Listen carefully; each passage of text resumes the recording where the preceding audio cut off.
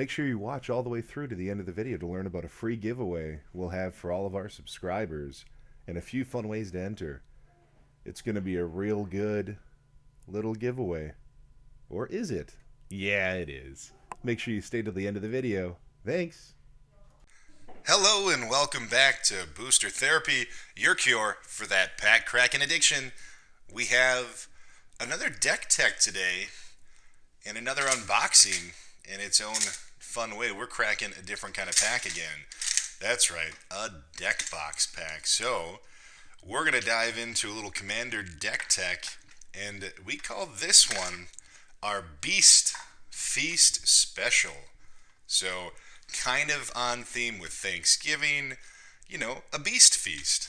So let's crack this thing open, pull the cards out, see what we're dealing with. And we're gonna piece through this thing, take our time, understand the deck. It's a weird one, but I got to play it for the first time last night after testing a few different play styles, seeing what really worked for me. Last night was the first time I got to play it in a competitive match, commander match. So without further ado, here's Beast Feast. And that's going to have our commander, GROTHAMA, the all-devouring. That's right, this man devours all things. So, if you don't know who this is, he's from Battle Bond. It's a mythic that's not talked about a lot. So he's 5 mana, 3 colorless, 2 green, for a 10/8. All other creatures have, whenever this creature attacks, you may have it fight GROTHAMA all-devouring. When GROTHAMA leaves the battlefield, each player draws cards equal to the amount of damage dealt to GROTHAMA, this turn, by sources they controlled. So, yeah, kind of weird. Seems like a nasty downfall. Everybody can fight him and kill him, and they get to draw cards. We're going to talk about why that's a good thing, and we're going to talk about how we get around some of those downfalls and do a couple of real interesting interactions for GROTHAMA. So we're going to keep them up there so we see what it is. There's one part of this in the other videos, I don't spend a lot of time breaking down the lands. This one, oddly enough, I'm going to talk about it for a moment, even though the majority is going to be forests. But the first one is the one that really is worth talking about. It's Nykthos, Shrine to Nyx. So if you don't know what this is, it lets you tap for devotion, essentially. We're going to talk about that, but when we're in a mono-green deck, ramping giant creatures, things like that are really going to play huge in this. This is going to be a big part of ramping the right way in a pretty efficient way. So there's Nykthos. There's a couple other ones that we really kind of need, and you could go a little bit further with this with Wasteland and other things instead of Ghost Quarter, but Ghost Quarter is one of them. You should have a few lands like this, because if your play group plays things like mine does, like Maze of Ith and stuff like that, if you don't have a way to get that out of the way, it really could hurt you in a couple scenarios. And then there's Buried Ruin, which lets us pop an artifact back. And I'm going to show later why that's important. Otherwise, you're dealing with a bunch of forests, so we're not going to spend a ton of time, but those are a couple lands that really, really are kind of needed. So I mentioned earlier that we are looking to ramp in this deck. So as much as GROTHAMA is only 5 mana, which is really cheap for a 10/8, there's some other things we need to do that we need insane ramp to get to. So we're going to talk about 2 different levels of ramp. One is just kind of that standard level. So being a mono green deck, Emerald Medallion is a sort of ramp spell. I mean, basically it makes every green thing we do a little bit cheaper. There's Solemn Simulacrum, just a cheap, efficient card. And again, this is one where when you read GROTHAMA, it's when any creature attacks, it's allowed to fight him. That means your own creatures can fight GROTHAMA. So you cast Solemn, you get your land, so it helps you ramp for your basic land. You attack the next turn with him, fight GROTHAMA right away if he's on the battlefield, let him die to it, and then you get to draw your card. Nissa's Pilgrimage, so this one just is a card that gets a little bit more efficient with more sorceries and instants, but otherwise just a simple ramp spell for forests. Sakura, Tribe Elder, another little ramp guy. We have Traverse the Outlands. When you have a 10/8 for 5 mana, you're going to take advantage of that power. So we'll talk about that in a couple ways in a second here too, but lets you look for basic land cards based on the greatest power. So If it's turn 5, Grothama's on the board because maybe you got him a turn earlier too because you're ramping, and then you get to cast this spell on turn 5 and get 10 lands out. It makes way for a lot more of the good, the stuff we want to draw into. Pier's Whim, I have it in every deck that has green. It's like the best ramp spell. One, it searches for any land, so you can get your Nykthos, the Shrine of Nyx, and it also helps you deal with artifacts and enchantments that your opponents will have. So it's just a really good card. Growing Rites of Itlamok. This one's worth taking out to flip over. So lets you look at the top 4. You can put a creature from among them in your hand, so it lets you get to that creature. And then if you have 4 or more creatures, which is going to happen a lot, you get to flip it, and it turns into Gaia's Cradle, which, is crazy good. So this is just a nice little ramp spell that definitely comes in handy. Next one is Gilded Lotus. So again, your monocolor. Tapping this for 3 green is what you kind of always want to do. It's just a pretty great card when you get it out there. It helps you get a lot further, a lot faster. And then the last one is the most important for your green deck, Vernal Bloom. This does 2 things for you. It's kind of a politically charged card, so one, it helps you. I mean, every land you have is a forest, so it's doubling up all of your forests. But what it also does is it makes your deck and you as an opponent that much more attractive to any player within your play group that is at the time playing green, because now all of their forests tap for 2. So, normally we'd be like, well, that's a downfall, but in all reality, it really isn't. And you benefit more than anybody because every land you have essentially now taps twice. And it's just, again, something that makes you less of a target in some cases. Now, if nobody's playing green and you play this card, you're going to die because they want you dead right away. So that's some of the first level of ramp. The next level is kind of my favorite. It's going to be how we're going to ramp with Elves, which in green, this shouldn't be a stranger to any of us. Elves are a good way to ramp. They're a cheap way to ramp. And we're going to start with Marwyn, who benefits from all of the Elves. So as her power grows, she gets stronger. She can tap for more. So not only does Marwyn get stronger as like a viable attack option maybe at some points, but she's tapping for more and more mana because, as you'll see, we have a lot of Elves. So we have a nice shiny Arbor Elf, which again just helps you untap a forest. So it's ramping. It's a mana dork.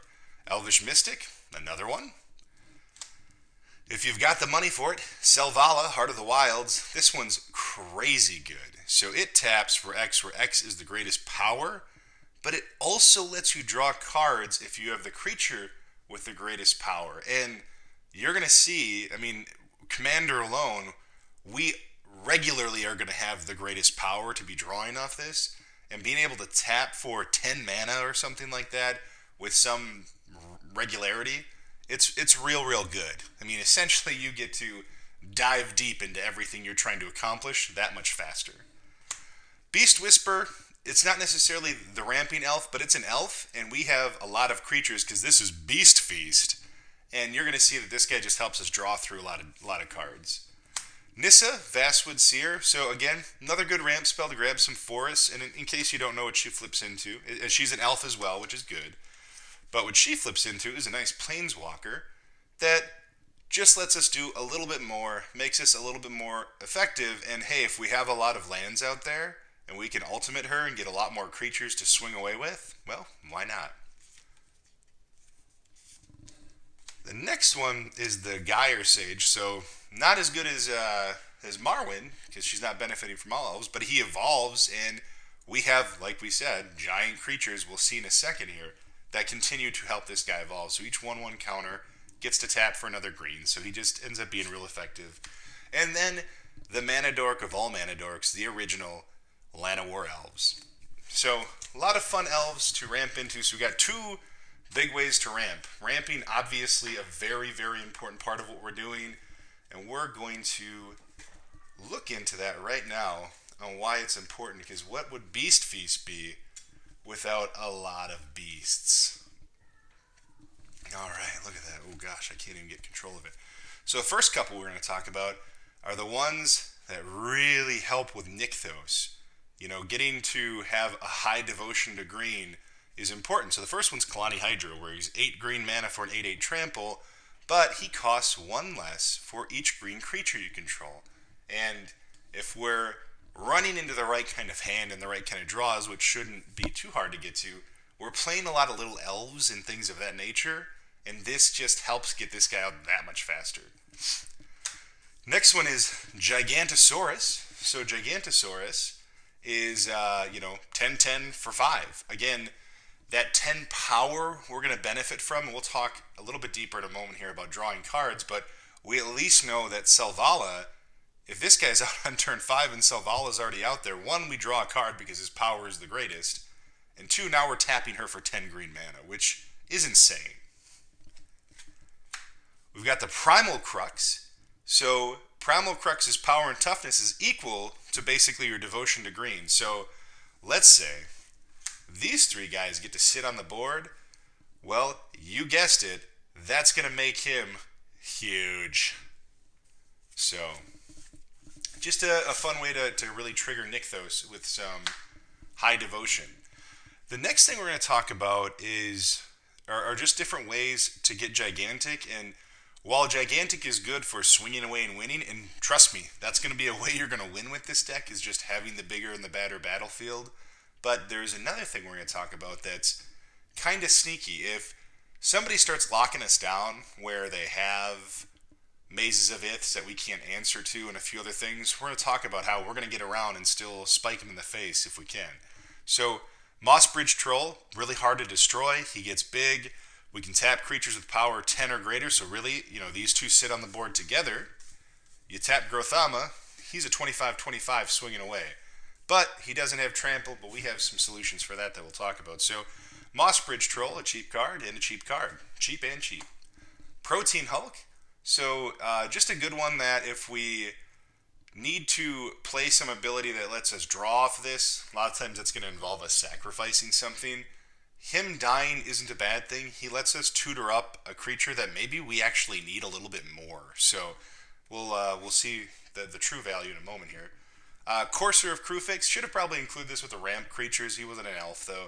But it's the same idea, just trying to get more lands in there, trying to get them off the top of your deck so you're drawing more into the things that you want. Just an efficient card, especially early on. Omnath, Super Ramper. So, this guy really lets us build up a gigantic green mana pool. And when you have things like Vernal Bloom out in play and you're tapping for 2 green mana, Omnath gets gigantic quick. If you're also one of those players that plays in a competitive match, not that I'm saying that this is the most competitive deck, but sometimes you're swapping out commanders. I could see a situation where Omnath gets swapped out for Grothama, but otherwise plays similarly to how we're going to play with this deck. But just a very good card. Scavenging Ooze, just an answer for all of those graveyard plays. So whether it's some sort of Mimeoplasm-esque deck, or it's Marcel, or anything that needs to draw from a graveyard, this guy just helps answer a lot of those issues and is otherwise just an efficient creature. Eternal Witness, because we hate losing cards, and if we lose them, especially some of the linchpins to winning, should we not be able to swing away and just beat somebody down, this is a great one to have. And hey, if you didn't notice, Ultimate Masters is reprinting Eternal Witness, and the new artwork is fantastic, so it should be a lot easier to get your hands on. The Loyal Guardian, because we are a beast feast. We are looking for gigantic creatures, and then we want to make them even more gigantic. So having him out there with a cheap 5-cost commander and giving them all 1/1 counters over and over and over and over again, that's a win. Oran-Reef Hydra, because we're going to be ramping into lots of forests, which give him 2 1/1 counters every time, so it just gets really big really fast. We have the Fierce Empath, which, one, he's an elf, so that's great. And he also tutors up one of the creatures we really need to be effective, like Pathbreaker Ibex. So, whenever Pathbreaker Ibex attacks, creatures you control gain trample, which is good, plus X, where X is the greatest power among creatures you control as well. So, Grothama's on the board, you got 6 other elves on the board, you got Pathbreaker Ibex, and you attack to give everything +10/+10 in trample. Yeah, that's how you win games. This guy wins them for you. Green Warden of Marasa is similar to the Eternal Witness. It just doubles down. So we could even be in a pinched situation where, let's say, we casted him, we returned something to our hand, we need something else from the graveyard to win, we can swing with him, let him fight Grothama and die, and then trigger it again. Also, we have other ways to sacrifice him to draw cards that we can benefit from that recursion as well. So, the next one is Bramble Sovereign, because green stuff matters, and that's a lot of what this deck is. We want a Beast Feast, we want to make it extra feasty. So, Bramble Sovereign, another good card. You're playing your creatures. If you can tap 2 more mana, which again, we are ramping to heaven basically with this one, you're going to get to spam a lot of extra creatures. And getting extra things like this, getting 2 cards back from your graveyard, it's real good. So, the next thing we need to do is, make things indestructible. People are going to be fighting our Grothama all the time. We might fight it for other reasons that we'll see in a moment here. But Stonehoof Chieftain, yeah, super expensive. 8 mana, 8/8, trample indestructible. When another creature you control attacks, it gains trample indestructible. So this helps us get through. And again, Grothama being a 10/8, commander damage kind of does matter. Normally we don't have to track that much. In this deck, all day you're going to track that. And if we can get Grothama any sort of trample, that's going to help us a lot. Ronus Indomitable, just another way to get trample for our creatures. He also is Death Touch indestructible, 3 mana, so, he's good. And it's real rare that we're not going to have another creature with power 4 or more. So 5/5 Death Touch indestructible that can give other creatures a pump and trample. Yeah, we're going to use it. This one, not so essential if you guys don't want to play it. I believe you could probably find a better card. But I have a huge love for Sylvos. So one of the last blocks I played before taking a long break, and when I say long, I mean like a 10-year break, was the Onslaught block. Sylvos was absolutely my favorite. So when I found a way to sneak an 8/5 that can regenerate and trample into a deck for Commander, I'm going to do it because Sylvos is pretty awesome. Brong, it's a card that we want to see in the graveyard because he just gives everything trample, and we pretty much always have a forest. If we don't have a forest, it's because we lost the game. There's only going to be like 6 other lands that aren't a forest out of 37. Regal Force, big creature, costs a lot, but he helps us draw a ton of cards. And drawing 1 helps us get to the things we want, but we're going to see that drawing could also help us win the game. Another shiny card, we got the Spearbreaker Behemoth. So this is really here because it helps things become indestructible. So 1, it helps us avoid the board wipes. 2, it helps us when our opponents want to attack and fight Grothama. It's pretty easy to give him indestructible because of that. And you'll see there are some other cards that we might want to benefit from that ability. Bane of Progress, if you're playing mono green and we don't have a lot of artifacts, we should be playing this card. It's just an artifact wipe. It gets things out of the way that really are getting too janky. And then if you end up playing somebody that happens to have a Saheeli deck or Daretti or something like this, this is the bane of their existence, not the bane of progress. I mean, it wipes what they were trying to do out. Goreclaw, it's just another way to get trample in a really easy way. It also makes essentially all of our creatures but the elves cost 2 less, so he's just a really good card for this deck. Yeva, Nature's Herald. If you've watched any sort of podcast or information or any sort of video that really talks about commander decks, getting to run your deck at instant speed is a huge advantage. Yeva lets us do that with the majority of our deck because this is a real heavy creature-based deck. Getting to cast all of our green creatures with Flash is pretty good. And hey, a 4/4 for 4 with Flash that is an elf that also benefits us, yeah, we're going to take it. What would a green deck with giant power be without Gulta the Elder Dinosaur? So you don't have to talk a lot about this, but he's 2 mana if Grothama's on the board. And he's a 12/12 trample. Yeah, we like that. And if for some reason we can't ramp well enough, here's another elf, and it's going to help you to just do more in a turn. So, well, we might have to tap out to play certain creatures, but maybe we have 1 green mana left, we can get that second big boy out on the board and just get that much further ahead in the game. Vigor, here's what's so special about this. If people want to fight Grothama and you have a Vigor on the board, Grothama just gets that much bigger. So, they can fight all day. Hopefully they won't. I mean, I'm sure they'll learn their lesson, but he is just going to get bigger and he'll never die.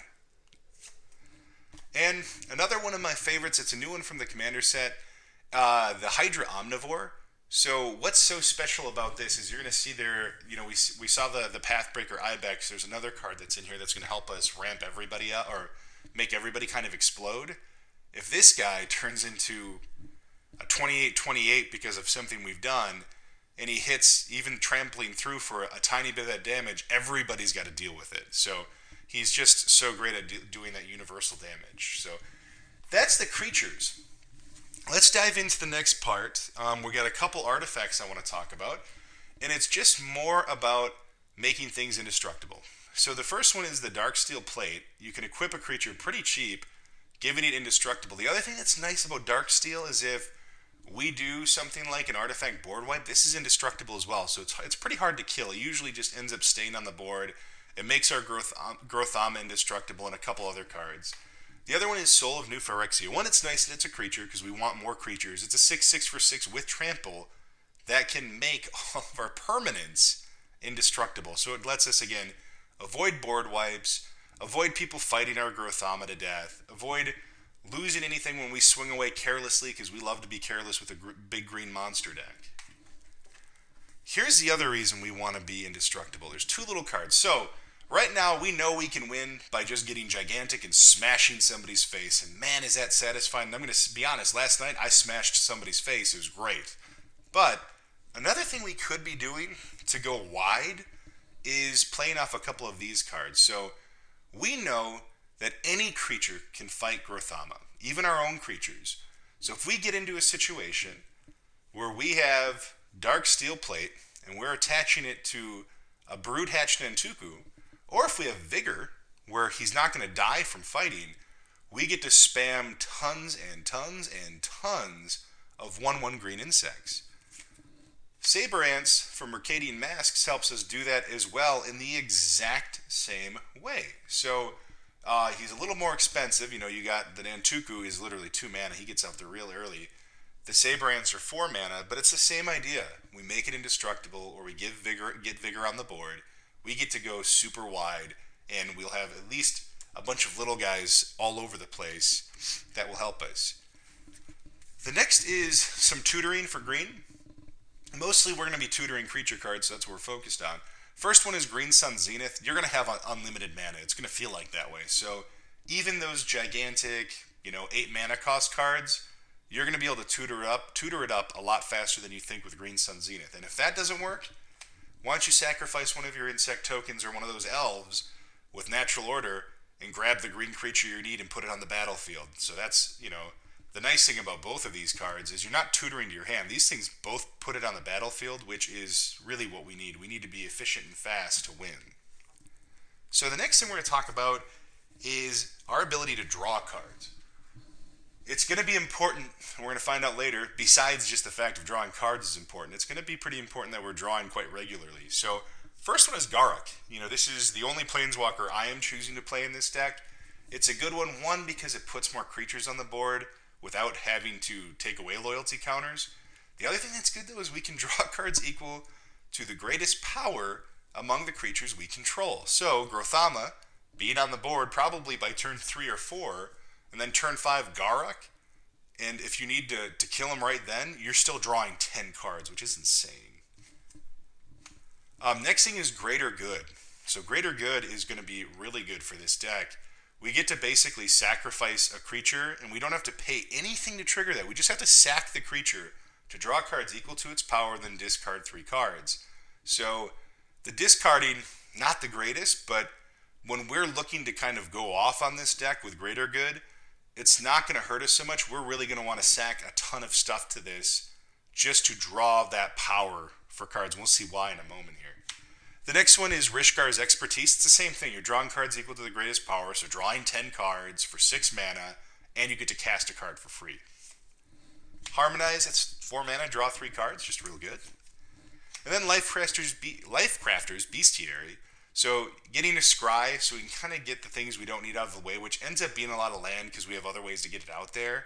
And then being able to pay a green to draw a card whenever we cast a creature spell is going to be really good.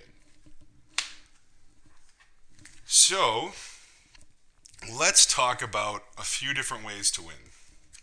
We've talked about drawing tons of cards, like an insane amount of cards. We also talked about why Buried Rune, being a land that can be sacked to return an artifact, is important. It's because of this artifact. Psychosis Crawler is kind of a last second ad for me. I saw so many ways that we were getting big and drawing and getting everything on the board. Really thought we needed another way to win if somebody locks our board state down. Psychosis Crawler does that. Whenever you draw a card, each opponent loses a life. So, if we go back to the ideas of having a greater good on the battlefield. Oh gosh, look at, there he is, greater good. And we have Psychosis Crawler down there. And then we sack Grothama to draw 10 cards. 10 damage to each opponent. And then we sack Gulta to draw 12 cards. That's 12 damage to each opponent. And then we have Omnath, where we have 30 mana in our mana pool, and he's a 31/31, and we sack that to greater good to draw 31 cards. And it does 31 damage, or every opponent loses 31 life. So this is literally the way to win. Any chance you get to create a board full of creatures that has greater good on it, and then you cast Psychosis Crawler, you're likely just to win the game and beat everybody all at once in that sweep right then and there. So Psychosis Crawler, keep it in your hand for as long as you can.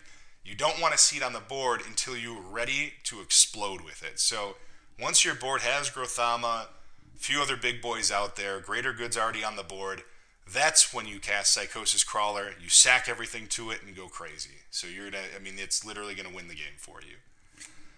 The next one is just doing a Pathbreaker Ibex without him. It's Overwhelming Stampede. It's a simple card, it's real cheap. Basically, Grothama's on the board at the very least, if not an Omnath that is like a 20/20. You cast this, all creatures get +20/+20 and trample, you win.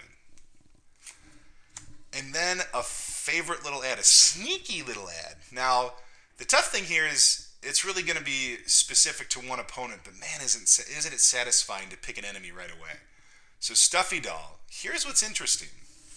So again, if we remember what Grothama does, whenever any creature attacks, so again, our own creatures, all other creatures have this, they get to fight.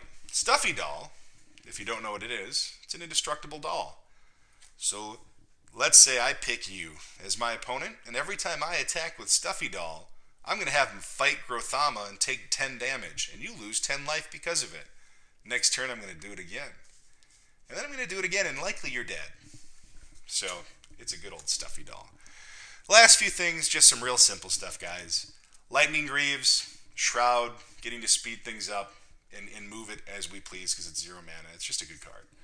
Beast Within, we don't have a lot of ways to destroy many things, especially other creatures. We have some stuff for artifact and stuff like that, and enchantments with Pier's Whim. Beast Within literally just gives us a more universal play.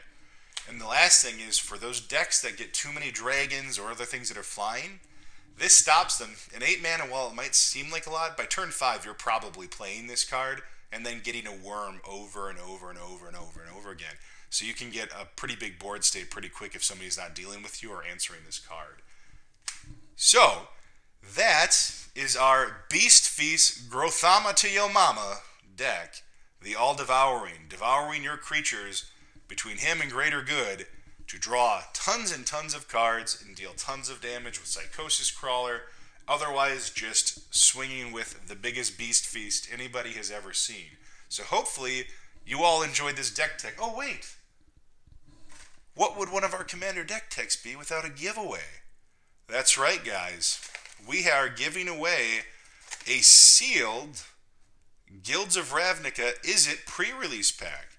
So all you gotta do is like the video, be a subscriber of ours. If you're not a subscriber already, you'll want to subscribe. And then leave a comment down below about how you guys felt about the deck. Maybe some suggestions, maybe things you'd like to see different. Maybe it was just the best deck you've ever seen. You can't wait to be weird and try something new. Whatever it is, comment and like on the video and be a subscriber. In a few days' time, we're going to collect those, and then we're going to be able to draw it. And, actually, I think I spoke wrong. We're going to use Gleam. So you're going to see a link to Gleam below. It's going to make it a lot easier. You click the link, and it lets you subscribe and do these things with the video. And it will enter you for the drawing. So look in the description. You're going to see that link to Gleam down below. Click on that. It will give you different ways to enter into the contest, mostly becoming a subscriber, leaving a comment for the video, watching the video itself, obviously. One of you lucky guys are going to win this and get to take home a sealed pre-release pack that's going to have, again, that foil promo in it, so it's going to be a lot of fun to crack for yourself. So one of you, we can take advantage of that, and I hope it's you. I hope you're the lucky one. Otherwise, share what you see. If you like what you see, please share it. If you're looking at, making your own custom play mats, man, aren't these super nice? Ooh, I got the little life counter on the side. I'll actually say this. I really like having my command zone built in, my deck, my graveyard. It's kind of all organized and clean for me. Head out to Inked Gaming. There's a link down below. That's an affiliate link for us. It helps support the channel. Anything you buy there, we get a little bit of money from that, which is nice. There's also a coupon code of Booster10, which will get you 10% off your order. So feel free to do that. Otherwise, everybody, if you like what you see, click down here to watch more. If you aren't a subscriber, click over here to subscribe. Make sure you're clicking on that Gleam link. Thank you so much for your time. I know these deck techs are a little bit longer, but we appreciate everything you do for us. You are the best community ever, and this is Booster Therapy. Until next time, we love you guys.